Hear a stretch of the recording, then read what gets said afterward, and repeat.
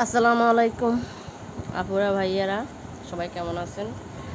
আমি আজকে ঘুরতে গেছিলাম আমাদের নোয়াখালী বেগমগঞ্জ কৃষি ইনস্টিটিউট, এগ্রিকালচার ইনস্টিটিউট। আমাদের আজকে একটা মিটিং ট্রেনিং ছিল, ওখান থেকে আমরা সব কলিগেরা মিলে ঘুরতে গেছি, একটু দেখতে গেছি আর কি। এগ্রিকালচারটা আসলে অনেক সুন্দর, মনে করছি ভিতর থেকে, বাইরে থেকে মনে করছি সুন্দর না, কিন্তু যত ভিতরে যাচ্ছি ততই সুন্দর। ফুলের সমারোহ অনেক, মানে কি বলবো, এত সুন্দর ভিতরে যে বোঝা যায় না বাইরে থেকে যে ভিতরে এত কিছু আছে। অনেক বড় বড় ক্লাসরুম, অফিস রুম, ভবন এবং বাসভবন। যারা এখানে চাকরি করে তারা এতে থাকে, সেটা আমি জানতাম না অবশ্য যে এখানে এটার ভিতরে যে ভাষা আছে, কিন্তু ভিতরে যত ঢুকতেছে দেখি না অনেকগুলো ভাষা। আবার দেখতেছি না মসজিদও আছে এটার ভিতরে। আসলে যাওয়া হয় না কখনো। আসলে একা একা তো কোথাও যাওয়া যায় না, যখন বান্ধবীরা বা কলিগ বা হাজব্যান্ডকে নিয়ে কোথাও গেলে ভালো লাগে। একা একা তো আর ভালো লাগে না, এই জন্যই গেলাম। দেখি না এটার ভিতরে কি আছে। সবাই বলে সুন্দর, আমি বলতাম না সুন্দর না, কিসের সুন্দর, বাইরে থেকে তো তেমন মনে হয় না যে ভিতরে কিছু আছে। দেখেন, এটা হলো এগ্রিকালচার, মানে এখানে মনে হয় যত সম্ভব ক্লাস চলে, ক্লাস টাইম। এটা হলো ক্লাস। দেখেন কত সুন্দর ফুল আছে। আসলে দেখে এখন সবাই ফুল লাগাতে পছন্দ করে। আগে এরকম দেখতাম না যে এত ফুল এত সুন্দর। এখন দেখি যে মানে সব জায়গায় সবাই, সরকারি জায়গাগুলোতে, সরকারি ভবন, মানে যে কোনো অফিস আদালত করে ফুলের সমারোহ। আসলে সবাই এখন আস্তে আস্তে আধুনিক হচ্ছে, সবাই সুন্দর প্রতিমুগ্ধ হচ্ছে, কী করলে সুন্দর হবে।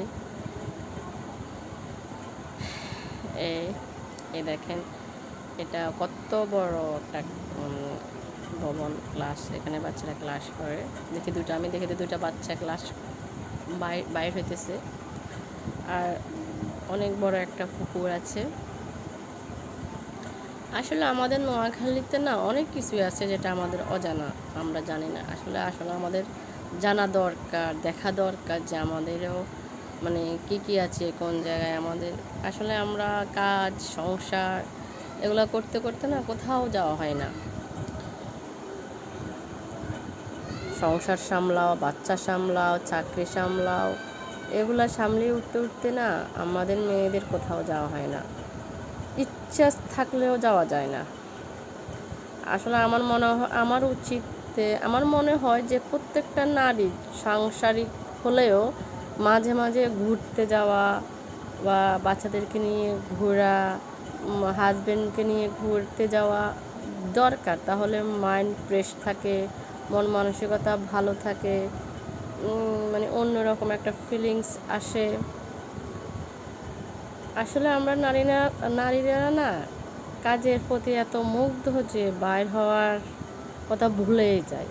আমারটা ধরেন, যেদিন আমার কর্মক্ষেত্র থাকে না সেদিন সারাদিন বাসার কাজ করতে করতে দেখা যায় কোথাও যেতে ইচ্ছে করে না, বাইরে হতে ইচ্ছে করে না। তখন মনে হয় যেন একটু সময় পেলে একটু রিল্যাক্স, একটু একটু ঘুমাই, একটু রেস্ট নিই। এগুলো করতে করতে তো জীবন কখন মানুষের পার হয়ে যায় কেউ টের পায় না। সময় কিন্তু থেমে থাকে না, সময়ের গতিতে চলছে। আমরা এখন আস্তে আস্তে বয়স হচ্ছে, বুড়ো হব, বাঁচবো বা কয়দিন হয়তো দেখবো যে যাব যাব, তো সময় হলে যাব, এই তো যাব বলতে বলতে আমরা কবরে চলে যাব, এই আর কি। দেখেন এটার ভিতরে গরু আসছে, মনে হয় যে গরুগুলো আমার দিকে তেড়ে আসতেছে না। আসলে প্রাণীকে যদি আমি না করি, মানে না ডিস্টার্ব করি, ওরা আমাদেরকে ডিস্টার্ব করবে না। ওরা ওদের গতিতে চলছে, আমরা আমাদের গতিতে চলছি।